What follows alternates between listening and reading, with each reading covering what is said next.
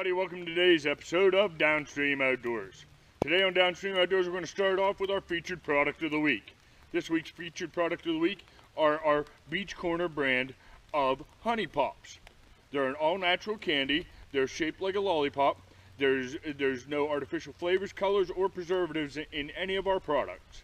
These are available at places like Little Rock's Natural Remedies along Route 36 in McKee, and at Saxton Outdoor Supply along Route 26 in Saxton, Pennsylvania. This week on DownStream Outdoors, we're getting back into the wild edibles.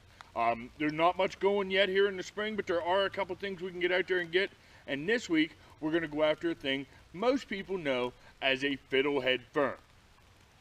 Fiddlehead ferns are very commonly known, but we're going to actually refer to them today as ostrich ferns. Because if you ever look them up or want any information, you're going to have to look up an ostrich fern, not a fiddlehead fern.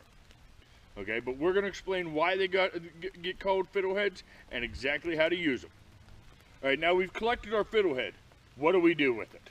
Well, the most common thing to do with these is you'd almost treat them like an asparagus. For me, that would mean I would take and blanch this. Being so small, you're going to want to blanch this pretty quick. You're not going to want to leave it in your boiling water very long.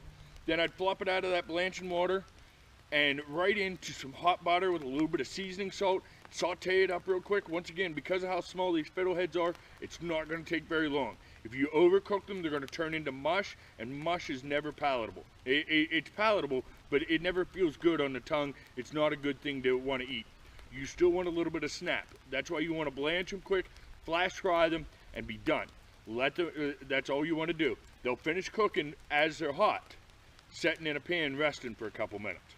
Now, at the same time, we don't even have to actually cook them. We can just eat them as is.